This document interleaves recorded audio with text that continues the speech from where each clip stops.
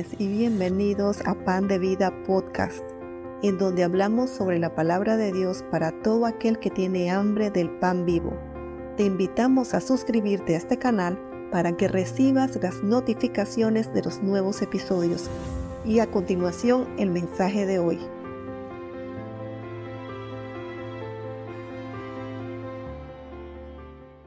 Que el amor del Padre, la gracia del Señor Jesucristo y la comunión del Espíritu Santo sean sobre nosotros. Que en esta oportunidad, después de haber entendido un poco más el significado del Getsemaní y de la crucifixión de Jesús, cuidemos con mucha gratitud la gran salvación que hemos recibido. Mantengamos nuestros ojos puestos en Jesús, el autor y consumador de la fe, quien, por el gozo puesto delante de él, sufrió la cruz, menospreciando el oprobio, y se sentó a la diestra del trono de Dios. Repasemos Juan 20 del 6 al 10.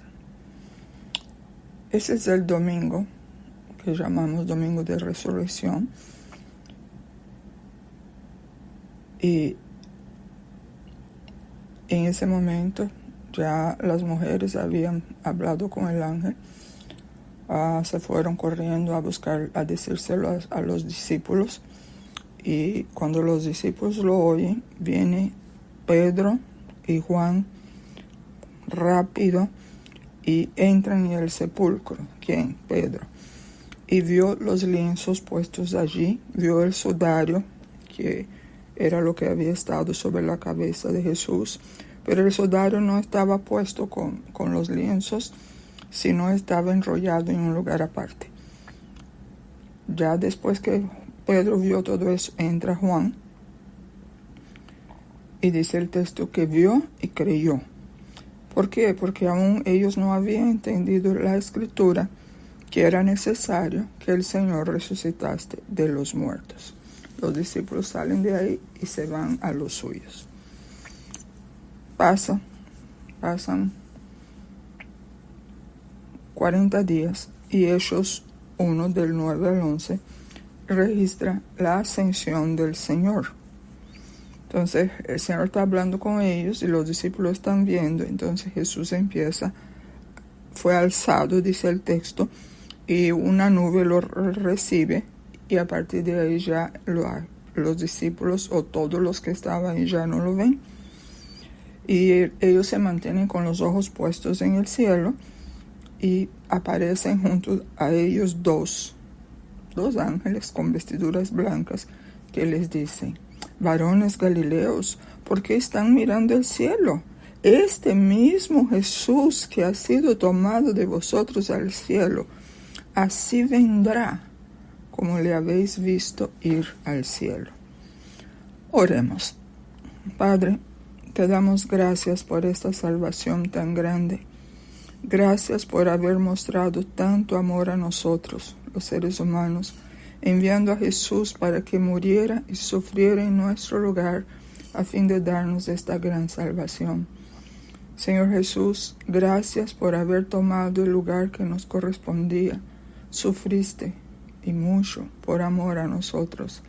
Gracias por tu amor, tu inmenso amor hacia esta humanidad que en su mayoría no reconoce ni le interesa este gran sacrificio realizado a nuestro favor. Que así como pusiste tu vida por nosotros, que nosotros podamos poner nuestras vidas a tu disposición. Haz tu obra en nosotros, que cada uno de tus hijos seamos portadores de las buenas nuevas de esta salvación tan grande, aun cuando no tengamos capacidad para entenderla a plenitud. Y gracias, Señor, porque se acerca el día cuando te veremos y estaremos contigo para siempre. Gracias en Cristo Jesús. Para cumplirse el propósito de Dios a nuestro favor, muchas cosas ocurrieron. Y nosotros sabemos que desde mucho tiempo atrás el Antiguo Testamento anunciaba la venida del Mesías. Hay infinidades de textos bíblicos que son proféticos referentes a la venida del Mesías. Obviamente no voy a mencionarlos todos, pero voy a mencionar algunos. Voy a mencionar la cita en el Antiguo Testamento y su cumplimiento en el Nuevo.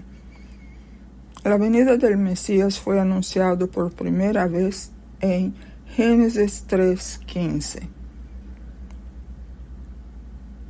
Es cuando el Señor le dice a la serpiente: y pondré enemistad entre ti y la mujer, y entre tu simiente y la simiente suya. Esta te herirá en la cabeza, y tú le herirás en el calcañar. Y la Escritura también dice en el Nuevo Testamento, Pablo escribiendo en Gálatas 4:5, él dice que cuando vino el cumplimiento del tiempo, o sea, el tiempo de Dios, hace más de 2000 años, Dios envía a su Hijo, nacido de mujer, nacido bajo la ley. Cuando Jesús nació, lo que imperaba era la ley de Dios, la ley de Moisés, para que redimiese a los que estaban bajo la ley, a fin de que recibiésemos la adopción de hijos, a fin de que fuésemos parte de la familia de Dios. Todos hoy día están bajo la ley de Dios. Sepan o no sepan, obedezcan o no obedezcan, están bajo la ley de Dios. Por eso que hoy hay esta salvación tan grande de poder acudir a Jesucristo y recibir salvación de Él. Y entonces ya no estar bajo la ley, sino bajo la gracia de Dios, que significa bajo el favor inmerecido de Dios. El nacimiento de Jesús fue el inicio del cumplimiento de Génesis 3:15, el inicio. Otra profecía dice que el Mesías nacería de una virgen. Eso usted lo encuentra en Isaías 7:14. Por tanto, el Señor mismo os dará señal. He aquí que la virgen concebirá y dará a luz un hijo y llamará su nombre Emmanuel. Cuando eso empieza a cumplirse, en Lucas 1:30-31, cuando el ángel se le aparece a María, una virgen de Israel, y le dice que ella halló gracia delante de Dios, y ahora que ella concebiría en su vientre y daría a luz un hijo y llamaría su nombre Jesús. El Mesías nacería en Belén. Otra profecía, esa vez por Miqueas, capítulo 5, versículo 2. Pero tú, Belén Efrata, pequeña para estar entre las familias de Judá, de ti me saldrá el que será Señor en Israel, y sus salidas son desde el principio, desde los días de la eternidad. Lucas 2, versículo 4, ahí dice que José subió de Galilea, de la ciudad de Nazaret a Judea, a la ciudad de David, que se llama Belén. Esa fue la ocasión cuando, estando María, faltando poco para dar a luz, viene el edicto del gobierno romano y cada uno tenía que responder al censo, ese era el edicto, desde el lugar de su nacimiento. Por eso ellos tuvieron que viajar, tuvieron que movilizarse hasta Belén. Y nació Jesús en Belén. Otra profecía cumplida. Allá atrás hay un texto que nos anunciaba al pueblo que el Mesías tendría también autoridad profética. O sea que el Señor sería también un profeta. Moisés escribe como palabras que el Señor le dijo en Deuteronomio 18, versículos 18-19.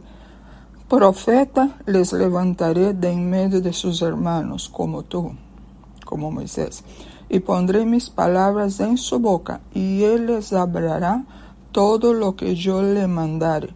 Mas a cualquiera que no oyere mis palabras, que él hablar en mi nombre, yo le pediré cuenta. En el Evangelio de Juan encontramos varios pasajes cuando el Señor dice que el Hijo, Él no puede hacer nada por sí mismo, sino que Él hace lo que ve el Padre hacer.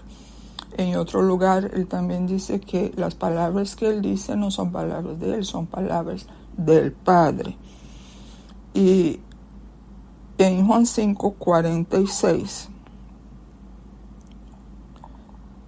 Jesús hablando a los fariseos: porque si creyeses a Moisés, me creerías a mí, porque de mí escribió él. Pero si no creéis a sus escritos, ¿cómo creeréis a mis palabras? El mismo Jesús reafirma el cumplimiento de Deuteronomio 18, 19. Y cuando leemos y conocemos Mateo 24, que son profecías, o sea, anuncios de lo que vendría por medio del Señor Jesús. Entonces estaba ejerciendo la función de dando palabras proféticas. Entonces, esa para nosotros, Mateo 24, es la evidencia de la autoridad profética que tiene el Señor Jesús. El Antiguo Pacto también dijo que el Mesías sería luz para los gentiles. Isaías 49, 6, 7.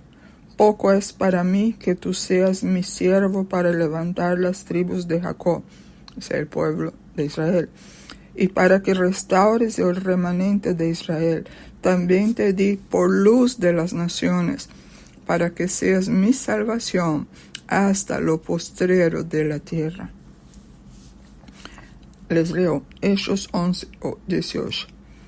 Entonces, oídas estas cosas, callaron y glorificaron a Dios, diciendo: de manera que también a los gentiles ha dado Dios arrepentimiento para vida. Qué hermoso eso. Esa profecía de Isaías, diciendo que el Señor sería luz de las naciones, para nosotros la debemos ver, que más bien nosotros somos la evidencia del cumplimiento de esta profecía. Gentiles,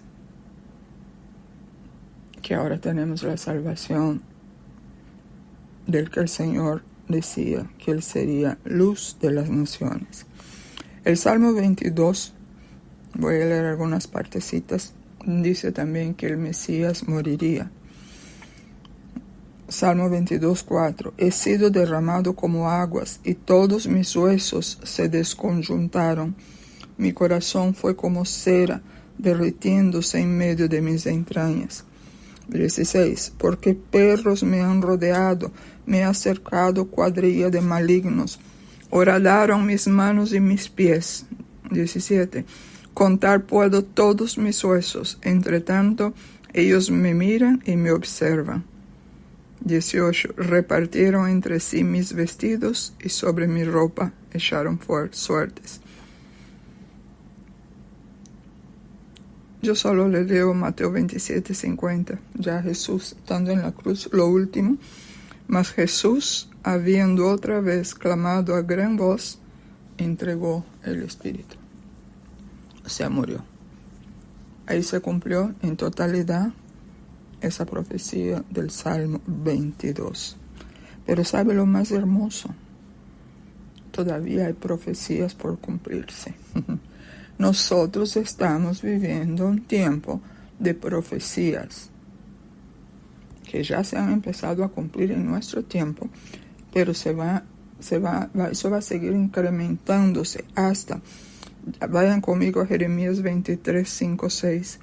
He aquí que vienen días, todavía no ha llegado, dice el Señor, en que levantaré a David renuevo justo. ¿Quién es el renuevo justo? Jesús. Y reinará como rey, el cual será dichoso y hará juicio y justicia en la tierra. Aquí estamos hablando del reino milenial. Va a ser la primera vez en la historia, después de la caída, que habrá juicio y justicia en la tierra. ¿Estamos listos para ese momento? de reinar con Él. Así que, en la historia de nuestra redención era necesario que por una decisión divina el niñito Jesús entrara en el escenario humano. Nace Jesús en Belén. Pasan 30 años y el niñito de Belén, ahora un hombre adulto, inicia su ministerio terrenal que durará 3 años y medio. Finalizado este tiempo, lo crucifican, muriendo el Señor en la cruz del Calvario. Pasa un tiempo en la tumba que no lo pudo retener para resucitar en lo que nosotros llamamos Domingo de Pascua o Domingo de Resurrección. Después de su resurrección, el Señor pasa 40 días en la tierra apareciéndose a los suyos de forma aleatoria. Y luego, lo leímos, asciende a los cielos ante los ojos de sus discípulos. Con su ascensión, el Cristo resucitado pasará a ser el Cristo glorificado, a quien le es dado un nombre que es sobre todo nombre. Después de su ascensión, el Señor Jesús, ahora como el Cristo glorificado, es nuestro intercesor. Y aquí les menciono 2 versículos. Y es bueno que lo tengamos siempre presente, porque en ocasiones, cuando estamos bajo momentos difíciles, bajo prueba o bajo tentación, lo que fuese, nosotros nos sentimos solos, que Dios nos abandonó. No, en ese momento el Señor, aquel que murió por ti, de quien tú recibiste la salvación, Él está intercediendo por ti. Romanos 8:34. Cristo Jesús es el que murió e incluso resucitó y está a la derecha de Dios e intercede por nosotros. Hebreos 7:25. Jesús puede también salvar perpetuamente a los que por Él se acercan a Dios, viviendo siempre para interceder por ellos. Tenemos un intercesor. Aunque tú pensaras, nadie ora por mí, nadie se preocupa por mí, eso no es cierto. Si tú naciste de nuevo, tienes un intercesor que intercede por ti, estando a la diestra del Dios Padre. Esta es la historia real que ha salvado al mundo de una perdición eterna. Esta es la historia de cómo hemos sido salvos y de cómo entramos en la vida eterna. Hoy podemos celebrar la victoria de Jesús sobre el pecado y la muerte. Y todos los días podemos y debemos celebrar esta gran victoria del Señor Jesús. La muerte de Jesucristo en la cruz es la plataforma para su resurrección. Si no hubiera muerte, no hubiera resurrección. Y la resurrección de Cristo es la piedra angular del cristianismo. Eliminemos la resurrección y solo tendremos la historia de un buen hombre que murió injustamente. 1 Corintios 15 habla sobre eso.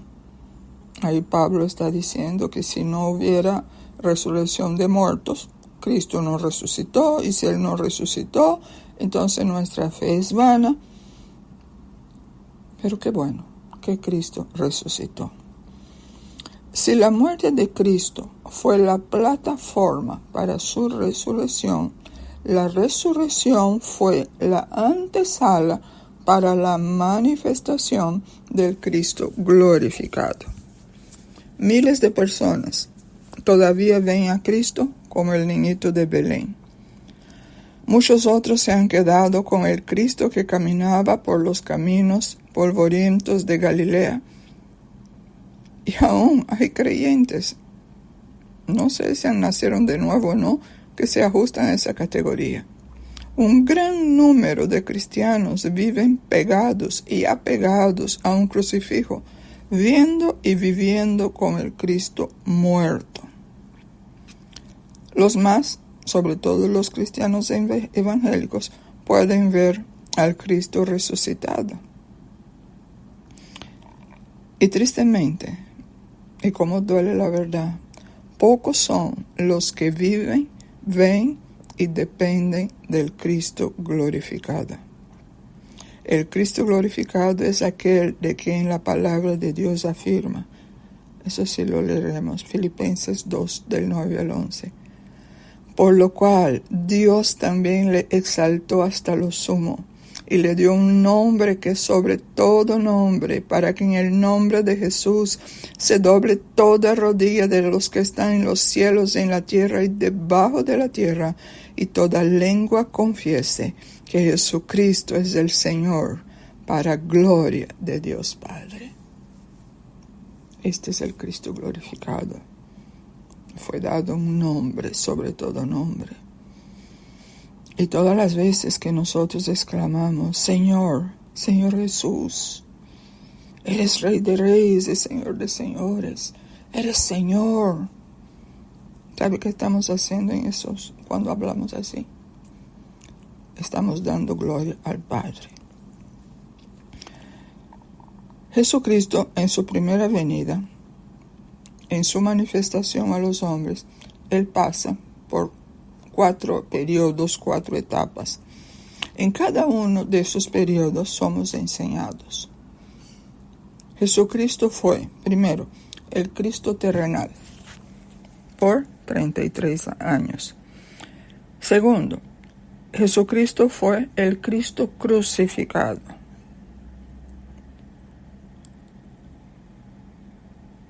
Sufrió.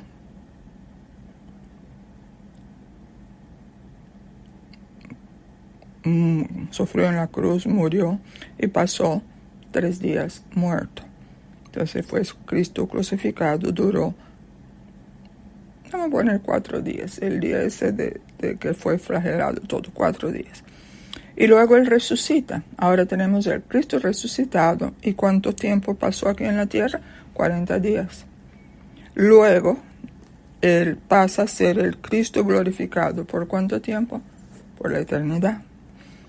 Y lo más curioso del tema, del Cristo terrenal, el Cristo crucificado, el Cristo resucitado y el Cristo glorificado, es que para cada una de esas etapas hay seguidores. Todo ser humano nacido de nuevo, el que invitó a Jesús a entrar en su corazón, seguirá a Cristo en cada una de estas etapas. Es normal pasar por las 4 etapas en nuestro desarrollo cristiano. Lo anormal es quedarnos en una de las 3 primeras fases, cuando nuestra meta debe ser llegar a la etapa del Cristo glorificado. Hablemos un poquito de qué significa el Cristo terrenal. Bien, el Cristo terrenal es el inicio de la vida cristiana. Y resalto, el Cristo terrenal no es lo mismo que el Cristo histórico. Muchos aceptan la existencia de un Cristo histórico, pero cuando hablo de un Cristo terrenal, es aquel que acepta que Jesús es el Hijo de Dios y que Él murió. Es el Cristo terrenal. Entonces, el creyente comienza su vida andando con el Cristo terrenal. En esa etapa, como cristianos, estamos como los 5,000 hombres que participaron del pan y de los peces multiplicados por el Señor. Ellos estaban sentados esperando que les trajeran el pan y el pescado. En esa etapa, nosotros estamos como ellos, sentados esperando que nos traigan lo que queremos. ¿Por qué? Porque no nos movemos a buscarlos, esperamos que nos los traigan. En nuestra realidad, esto significa, entre otras cosas, que estamos sentados esperando que Dios nos consienta con todo lo que queremos. Nos asombramos con los milagros físicos, con las señales, y no digo que está mal, sino que en esa etapa es lo primero que vemos, lo primero que buscamos, y para nosotros eso es lo máximo. es la fase de estar buscando emociones y sensaciones. Y algunos han llamado esa etapa de andar como bomberos. Es decir, están buscando fuegos.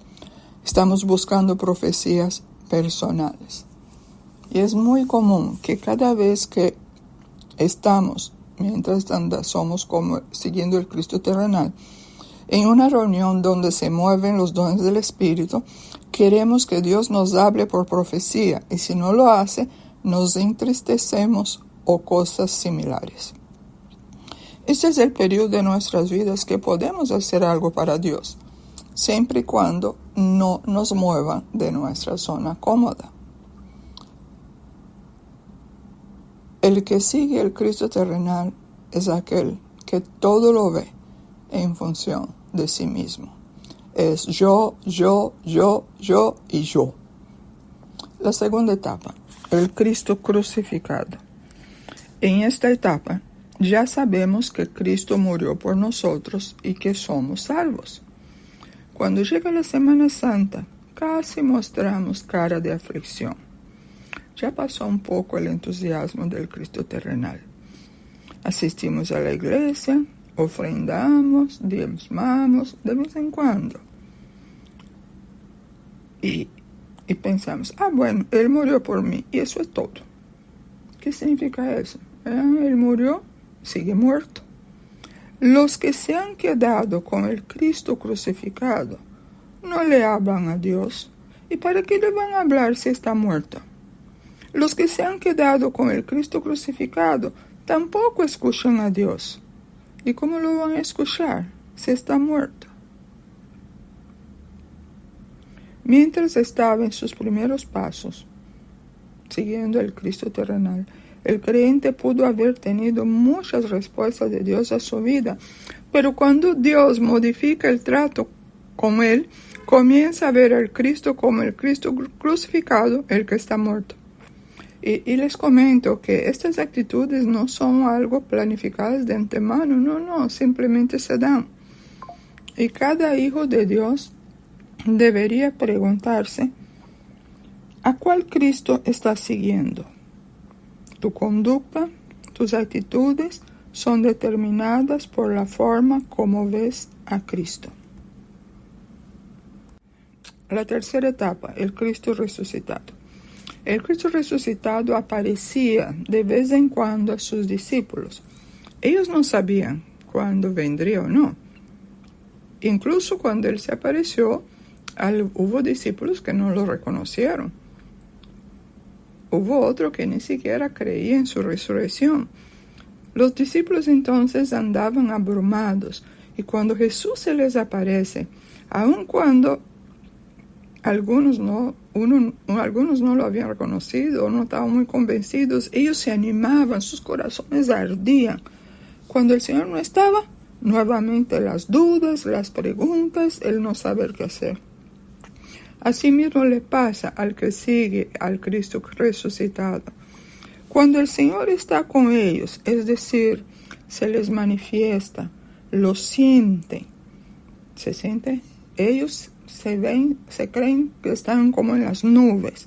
Cuando el Señor les quita cualquier sensación o emoción, se van al piso, se hunde en un mar de desesperación y desaliento.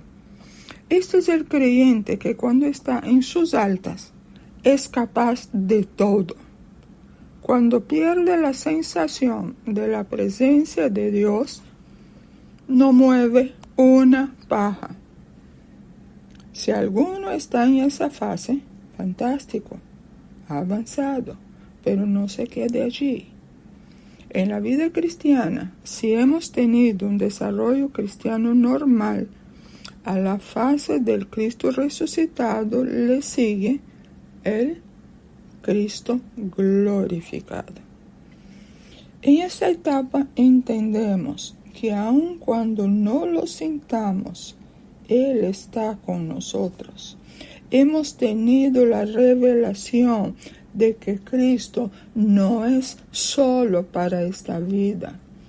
Que orar no es solo para decir, ay Señor, consígueme un estacionamiento cuando yo llegue. Cuando andamos con el Cristo glorificado, la santidad se va haciendo más y más evidente en nosotros. Vamos separándonos de todas aquellas cosas que no le agradan a Dios. Ya no nos interesa nada del mundo, porque estamos conociendo al Cristo glorificado. Muchos no lo podrán entender y hasta nos criticarán, pero es porque todavía no entiende lo que nosotros estamos empezando a entender. El que no tiene a Cristo como el Cristo glorificado no tiene mucho temor de Dios en el corazón. Porque a mayor temor de Dios, a mayor respeto y reverencia por la persona y por la presencia de Dios, se evidencia con cuál Cristo anda el creyente. A Dios se respeta, se reverencia, se honra. Dios no debe ser sujeto de burlas, ni de reproches, ni de chistes, ni de demandas. Él es soberano. Cuidado con hacer chistes, aunque sean chistes sencillos, con Dios. O sea, Dios se merece todo nuestro respeto. Y hacer un chiste, aunque sea algo inocente con Dios, no es respeto. Solo el que ve, vive y sigue al Cristo glorificado podrá decir y vivir lo que dijo el Cristo terrenal. Padre, si quieres, pasa de mí esa copa, pero no se haga mi voluntad sino la tuya. Solo el que ve, vive y sigue al Cristo glorificado podrá decir lo que dijo el apóstol Pablo: con Cristo estoy juntamente crucificado y ya no vivo yo, mas vive Cristo en mí, porque para mí el vivir es Cristo y el morir es ganancia. Siguiendo con nuestro tema, ¿cómo vemos a Cristo? ¿O cuál Cristo sigo yo? Vamos a examinar 3 personajes bíblicos que vieron al Cristo glorificado. La Biblia registra la experiencia de 3 personas que vieron al Cristo glorificado. La primera fue Esteban. ¿Y cómo lo vio? Si tú vas al libro de los Hechos, capítulo 7, versículo 56, ya ahí Esteban ya tenía la sentencia de muerte sobre él, lo iban a apedrear, y el texto dice: pero Esteban, lleno del Espíritu Santo, puesto los ojos en el cielo, vio la gloria de Dios y a Jesús que estaba a la diestra de Dios, y dijo: he aquí, veo los cielos abiertos y al Hijo del Hombre que está a la diestra de Dios. Primeramente, algo debe estar muy claro. Esteban pudo entregar su vida porque él andaba, seguía y servía al Cristo glorificado. El primer mártir pudo ver al Cristo glorificado porque ya lo veía en el Espíritu. Hoy puedo entender un poco más que ayer, y creo que los verdaderos mártires cristianos conocían, veían y servían al Cristo glorificado, por lo que pudieron ofrendar sus vidas al Señor. A través del tiempo hubo algunos que han dicho que existe otro don, el don del martirio. Y se basan en 1 Corintios 13, versículo 3, la segunda parte. Si entregase mi cuerpo para ser quemado. O sea, esas palabras para ellos es una evidencia del don de martirio. Utilizan también otros pasajes, el mismo pasaje de Esteban. Nosotros leímos el versículo 55 y 56 del capítulo 7, y en los versos 59 y 60 del mismo capítulo 7 de Hechos dice: y apedreaban a Esteban, mientras él invocaba y decía: Señor Jesús, recibe mi espíritu. Y puesto de rodillas, clamó a gran voz: Señor, no les tomes en cuenta este pecado. Y habiendo dicho esto, murió. Durmió, dice el texto, pero sabemos que murió. Y también unas palabras de Pablo cuando dice: pero de ninguna cosa hago caso, ni estimo preciosa mi vida para mí mismo, con tal que acabe mi carrera con gozo. Y también utilizan los héroes de la fe, que usted lo puede encontrar en la epístola a los Hebreos, capítulo 11, versículos 35 al 38, que todos ellos murieron como mártires porque ellos, Pablo y Esteban, tenían el don del martirio. Y ellos tienen sus explicaciones, ¿no? Que intentando demostrar la existencia del don del martirio y su explicación del por qué algunos creyentes pudieron martirizados. Bien, según los proponentes de esta teoría, el don del martirio, los mártires tenían la capacidad sobrenatural del don del martirio operando en ellos, por lo cual pudieron ir a la muerte. Y otros estudiosos aceptan eso, si bien la Biblia no dice nada sobre el don del martirio. Mi parecer es que los mártires, por amor al Señor, pudieron ofrendar sus vidas por la gracia de Dios operando en ellos. Si aceptamos la idea de que existe un don de martirio, se estaría echando por tierra la necesidad de sufrir por Cristo, pues cualquiera que pasara por algún tipo de sufrimiento diría: ay no, yo no tengo el don de martirio, por lo tanto puedo renegar de mi fe. No, eso podría ser tropiezo. A través del tiempo, cuando uno lee muchas cosas de muchos teólogos, aunque en realidad yo no sé si son teólogos o teolocos, porque muchos de ellos ni siquiera conocían a Dios.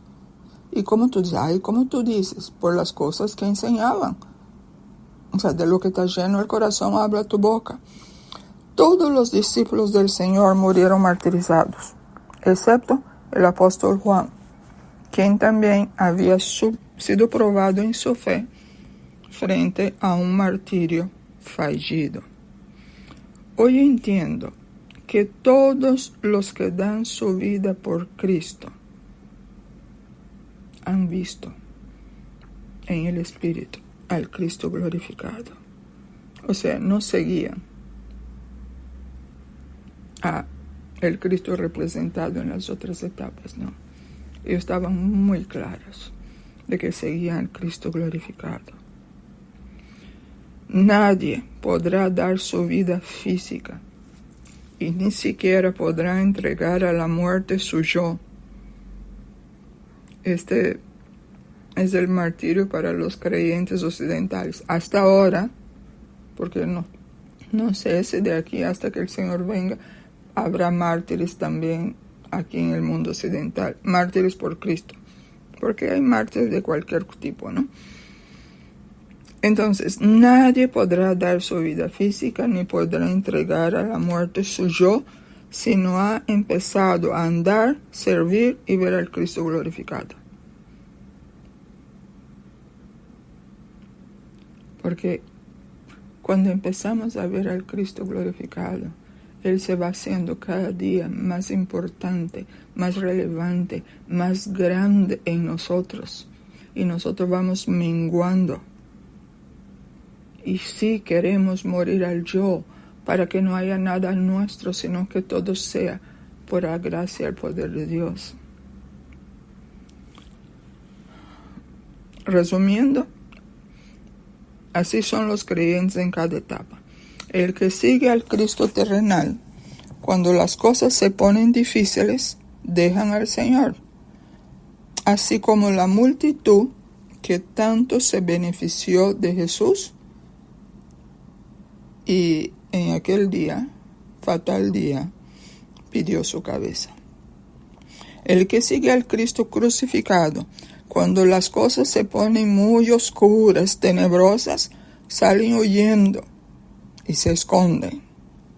El que sigue al Cristo resucitado, cuando el Señor se le pierde entre comillas, se deprime y se abruma. El que sigue al Cristo glorificado está dispuesto a ir a la muerte por su Señor, a la muerte del yo y a la muerte física. Y no es porque sepa ya de antemano que, si eso pasa, yo sí voy a poner mi vida por eso. No, sino que nos ponemos a orar: Señor, prepárame de tal manera, fortaléceme de tal manera, que pase lo que pase, yo no niegue tu nombre. Que si un día, Señor, yo tuviera que perder mi vida por ti, que tu poder me sostenga y yo lo pueda hacer. Y esta es la urgencia de afirmarnos en el Señor. Sin esta firmeza en Cristo, no pasaríamos la prueba de ofrecer nuestra vida por amor a nuestro Salvador. Y a veces ni siquiera morir al yo, porque nos amamos tanto a nosotros mismos. Pero el amor debe cambiar su foco, su meta, vamos a decir así, su gol. No, mi meta debe ser amar a Dios más que a mí mismo. ¿Tú puedes hacer eso? No, eso es por el poder de Dios. Pero en ti debe haber ese anhelo, ese deseo de sí amar a Dios más que a ti mismo. Porque eso es un mandato del Señor. Eso da en el primer mandamiento. El Señor Jesús lo rectificó. Amarás al Señor tu Dios con toda tu fuerza, con toda tu mente, con todo tu ser, por encima de uno mismo. Eso no es obra nuestra, es obra de Dios. Además de Esteban, Pablo vio al Cristo glorificado. ¿Y cómo lo vio? Usted puede leer en Hechos 9, del 13 al 6.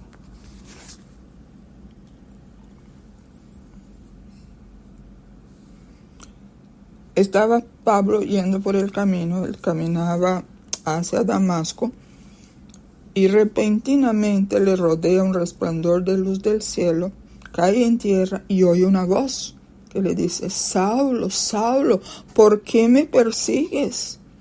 Y él dice: ¿quién eres, Señor?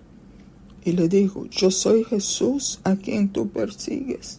Dura cosa te es dar cosas contra el aguijón.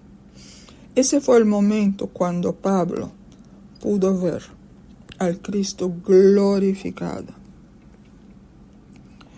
Y más adelante, ya en el desarrollo de su ministerio, él escribiendo a los Corintios, 2 de Corintios capítulo 12 y 2, él dice: conozco a un hombre en Cristo que hace 14 años, si en el cuerpo no lo sé, si fuera del cuerpo no lo sé, Dios lo sabe, fui arrebatado hasta el tercer cielo. Ese fue Pablo. Él tuvo un encuentro con el Cristo glorificado cuando se convirtió, y en esa experiencia en el transcurso de su vida. Esa es la única que él comenta, pero solo Dios sabe si él tuvo más de esas experiencias. Ahora, para el llamado y ministerio que le fue dado, era menester que viera al Cristo glorificado, porque si no lo hubiera podido pasar por todas las cosas que él pasó. El apóstol Pablo pudo decir lo que dijo porque él no se quedó en el Cristo que anduvo por Galilea, sino que su mirada estuvo puesta en el Cristo glorificado. Aún escribiendo a los Corintios en la segunda epístola, capítulo 5, 16, él dice: de manera que nosotros de aquí en adelante a nadie conocemos según la carne, y aun si a Cristo conocimos según la carne, ya no lo conocemos así. Y Filipenses 1:21, porque para mí el vivir es Cristo y el morir es ganancia. ¿Cuál fue el tercer personaje que vio al Cristo glorificado? Juan, el apóstol Juan. ¿Y cómo lo vio? Mire, este texto sí debemos leerlo, es muy grande. Apocalipsis 1, del 12 al 18. Juan está, por la dirección del Espíritu Santo, él está describiendo lo que él vio en esa gran revelación que es para nosotros el libro de Apocalipsis. Y me volví para ver la voz que hablaba conmigo, y vuelto, vi 7 candeleros de oro, y en medio de los 7 candeleros a uno semejante al Hijo del Hombre, vestido de una ropa que llegaba hasta los pies, y ceñido por el pecho con un cinto de oro.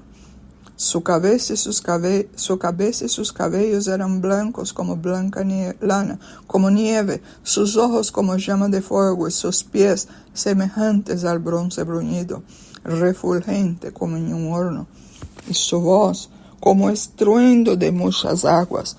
Tenía en su diestra 7 estrellas, y de su boca salía una espada aguda de 2 filos, y su rostro era como el sol cuando resplandece en su fuerza. Cuando le vi, caí como muerto a sus pies, y él puso su diestra sobre mí, diciéndome: no temas, yo soy el primero y el último, y el que vivo, y estuve muerto, mas he aquí que vivo por los siglos de los siglos. Amén. Y tengo las llaves de la muerte y del Hades. ¡Wow! Esa experiencia de Juan fue tan grande que él no pudo permanecer de pie. Cayó como muerto.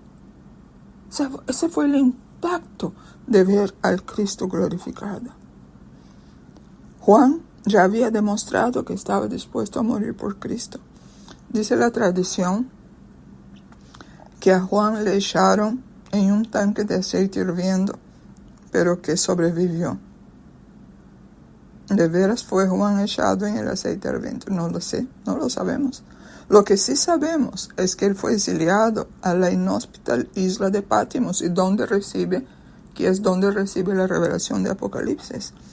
Y fíjense, a este Juan se le dio el privilegio de cerrar el canon del Nuevo Testamento, es decir, el privilegio de cerrar la revelación de Dios a los hombres. Todo lo que Dios quería revelarnos a nosotros está contenido en las Escrituras de Génesis a Apocalipsis. Ahora bien, ese entendimiento es por revelación de Dios, ese conocimiento genuino, verdadero que debemos tener, es por obra del Espíritu Santo. Eso no es por nuestra mente natural. Si yo entiendo algo con una mente natural, eso no me sostiene en la hora de la prueba. Pero cuando yo tengo eso como una iluminación que me dio el Espíritu, una revelación en el sentido que quitó el velo, que no me permitía entender eso, de Dios dándose a conocer a mí, entonces eso me puede hacerme firme y mantenerme de pie, manteniendo la mirada en el Señor aún en medio de las pruebas. De ahí la necesidad. Oren por eso. Señor, yo quiero conocerte, date a conocer a mí. Quítame las vendas que tengo, Señor. Quítame las vendas. Yo quiero conocerte, yo quiero entenderte. ¿Sabe por qué? Esa es la voluntad de Dios para nosotros. Y todo lo que le pedimos conforme a su voluntad, Él lo hace. No instantáneo. Algunas veces sí puede hacerlo, pero normalmente eso toma tiempo. Sintetizando la vida de esos 3 hombres, Esteban fue el primer mártir. Pablo fue el más grande teólogo de todos los tiempos. Juan fue el que puso el broche de oro en la revelación de Dios a los hombres. Ellos, Esteban, Pablo y Juan, anduvieron, siguieron y sirvieron al Cristo glorificado. Y la muy buena noticia es que el Cristo glorificado sigue con su obra eterna. El Cristo glorificado es quien nos prepara moradas eternas. Juan 14, 2, 4. En la casa de mi Padre muchas moradas hay. Si así no fuera, yo los hubiera dicho. Voy pues a preparar lugar para vosotros. Y si me fuere y os preparare lugar, vendré otra vez y os tomaré a mí mismo, para que donde yo estoy, vosotros también estéis. Y sabéis a dónde voy, y sabéis el camino. Ese es el Cristo glorificado. El Cristo glorificado es nuestro intercesor. Ya lo vimos. Pero cuando uno anda con el Cristo terrenal, con el Cristo crucificado, con el Cristo resucitado, entendemos estas grandes verdades con la mente natural. Por eso que nos desesperamos, por eso que dudamos. Pero aquel que sigue al Cristo glorificado, él sabe. Según Hebreos 7:25, él puede salvar a los que por él se acercan a Dios, y él vive para interceder por nosotros. El Cristo glorificado es nuestro sumo sacerdote. Hebreos 4:15-16. Porque no tenemos un sumo sacerdote que no pueda compadecerse de nuestras debilidades, sino uno que fue tentado en todo según nuestra semejanza, pero sin pecado. Acerquémonos, pues, confiadamente al trono de la gracia, para alcanzar misericordia y hallar gracia para el oportuno socorro. Cuando nosotros oramos a Dios, al Padre, estamos hablando al Dios Padre, a Dios Hijo, a Dios Espíritu Santo, porque Dios es uno. Sabemos que allí tenemos el trono de la gracia, el trono del favor inmerecido. Ahí es donde encontramos misericordia, que el Señor no hace con nosotros lo que merecíamos. Y eso nos hace entender por qué Jesús dijo que nosotros, Él dijo, sed pues misericordiosos como vuestro Padre que está en los cielos misericordioso. Nosotros sabemos, muchos por lo menos lo saben, aunque sea mentalmente, que Dios es misericordioso con nosotros, pero nosotros somos inmisericordia con los demás. No puede ser. Porque si yo recibo misericordia, yo debo brindar misericordia a otro. Y en ese trono de la gracia, yo encuentro misericordia y gracia para el oportuno socorro. Cada vez que yo necesito socorro de Dios, en ese trono de la gracia, yo encuentro misericordia y gracia. Dios no me da lo que yo merezco. Él me da gracia, que es un favor inmerecido. El Cristo glorificado es quien envía o envió. Él envió y envía el Espíritu Santo. Juan 16:7. Jesús habló eso aquí en la tierra aún. Os conviene que yo me vaya, porque si no me fuese, el Consolador no vendría a vosotros, mas si me fuere, yo os lo enviaré. Él envió el Espíritu Santo. Y la primera vez fue allá a los discípulos, a sus seguidores, en el día de Pentecostés, en el aposento alto, cuando ocurrió el descenso del Espíritu Santo, y todos hablaron en nuevas lenguas, cuando sobre ellos se veían como lenguas de fuego. Y eso me encanta. El Cristo glorificado está con los suyos hasta el fin del mundo. Jesús, hablando con sus discípulos, ya se acercaba el momento de su ascensión. Él les dijo: yo estoy con ustedes todos los días hasta el fin del mundo. Está en Mateo 28:20. Yo estoy con ustedes todos los días hasta el fin del mundo. Es importante que creamos en eso. Y si tú todavía no puedes creer en eso, ore por eso. Señor, tu palabra dice eso, pero Señor, yo a veces pienso que no, Señor, yo estoy ciega en eso, abre mis ojos, Señor. Esos son los tipos de oraciones que nosotros tenemos que hacer, y el tipo de oración que Dios contesta, porque es conforme a su voluntad.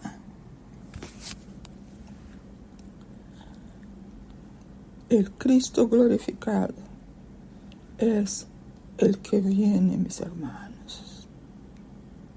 Apocalipsis 22:12. Palabra de Jesús. He aquí, yo vengo pronto, y mi galardón conmigo, para recompensar a cada uno según sea su obra. Nada que hayamos hecho para el Señor, no para uno, no para que los demás me vean, no para quedar bien con la gente, no para que piensen bien de mí, no. Lo que yo hago para el Señor, aunque nadie me vea, aunque nadie sepa, recibirá recompensa, porque es una promesa del Señor. Recompensar a cada uno según su obra. Y Mateo 24:27. Porque como el relámpago que sale del oriente y se muestra hasta el occidente, así será también la venida del Hijo del Hombre.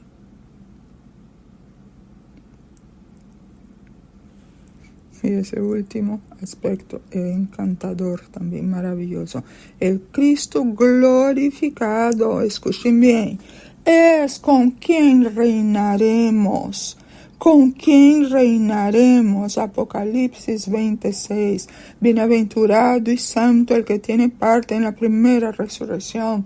La segunda muerte no tiene potestad sobre ellos, sino que serán sacerdotes de Dios y de Cristo, y reinarán con él 1000 años. Primera resurrección son aquellos que mueren en Cristo. Segunda muerte, la muerte eterna.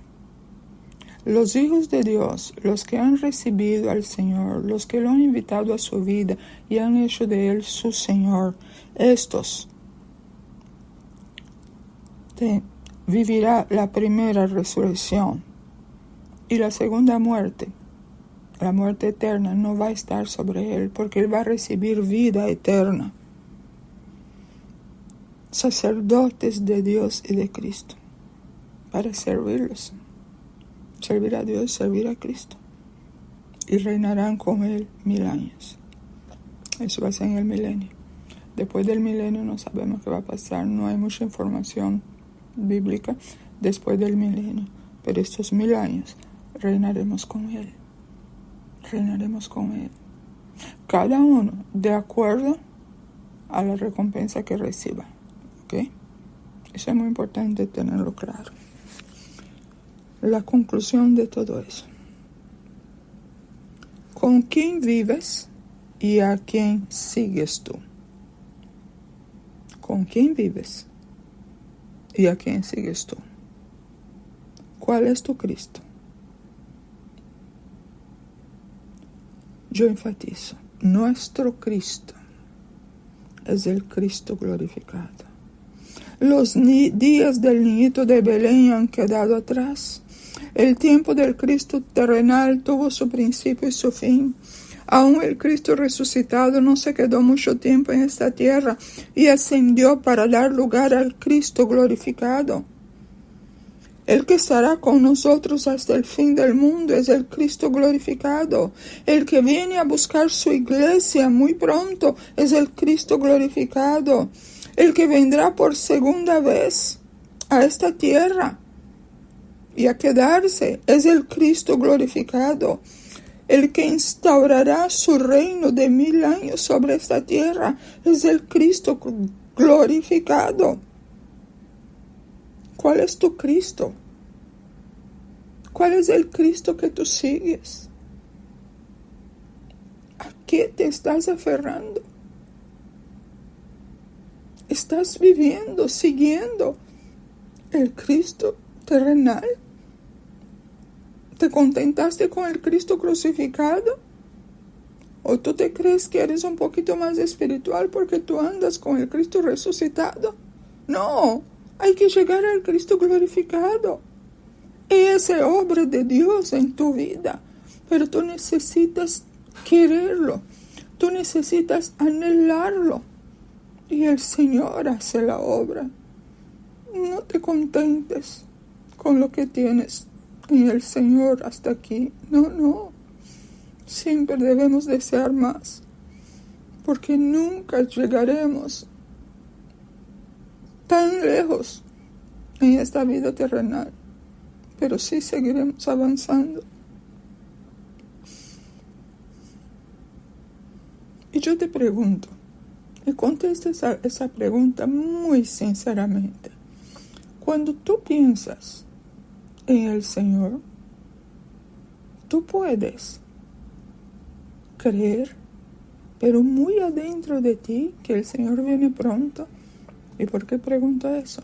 Porque hay mucha gente que dice creer que el Señor viene pronto por su iglesia, en el arrebatamiento de la iglesia, pero en realidad lo saben mentalmente, pero esa verdad no se ha internalizado en él. No es una verdad interna, es algo natural que está en su mente. Un cristiano así es peligroso, porque él puede no permanecer fiel hasta el final, cuando la situación se ponga más difícil. No se contente con lo que tengas. Si tú no puedes creer realmente en muchas de las cosas que tu mente lo sabe, ponga eso delante del Señor. Y el Señor, yo sé con mi mente, porque tu palabra lo dice, pero en realidad, Señor, yo no siento eso muy adentro de mí, ¿no? Como que no. No te quedes con la humanidad de Cristo. No te quedes en la crucifixión de Cristo. No te quedes siquiera con la ascensión de Cristo. Estas fueron etapas necesarias, cumplieron su propósito, pero ya han sido superadas y han dado lugar al Cristo glorificado, al Cristo de la gloria. Quédate con el Cristo glorificado. Levanta tu cabeza. Tu redención está cerca. El que viene por ti es el Cristo glorificado. Aférrate a tu Señor. Nada es tan importante como Él. Ya no siga peleando por tus derechos. Ya no siga peleando por cosas terrenales que todas se quedarán. Pelea por tu salvación eterna. Aférrate al Cristo glorificado. Bendito Señor, a ti sea todo reconocimiento, toda gloria, toda exaltación, porque si hoy, Señor, podemos caminar contigo, es por tu amor, por pagar el precio de esta nuestra salvación, el haber sufrido en la cruz, cargando con todos nuestros pecados, recibir la ira de Dios que nos correspondía a nosotros. Oh Señor, gracias, gracias, porque cada día nos enseña, cada día nos toma de la mano y nos guía según tu consejo. No queremos, Señor, nunca quitar la mano que tú nos tomaste, Señor, porque no eres tú quien nos suelta, somos nosotros que nos soltamos cuando queremos hacer nuestra voluntad, cuando creemos que sabemos más que tú, Señor. Perdónanos, Señor, todas las veces que actuamos así, creyendo que sabemos más que tú, haciendo o tomando decisiones sin tenerte a ti en cuenta, ni siquiera esperando que tú nos lo confirmes, Señor, porque creemos que lo sabemos todo. Oh, bendito Señor, míranos, Padre, míranos y tómanos en tus manos, Señor, y glorifícate en nuestras vidas, que lo que mostremos a los demás seas tú y no nosotros, Señor. Que tu imagen se siga formando en nosotros día tras día. Abre nuestro entendimiento. Quita, Señor, las vendas que tenemos en nuestros ojos. Que vivamos vidas que te glorifiquen a ti. Vidas, Señor, que muestren que somos seguidores tuyos. Bendito Señor, la eternidad no será suficiente para seguir dándote gracias por esta salvación tan grande, por haberte empezado a conocer, Señor. Gracias, mi Señor, en Cristo Jesús. Amén.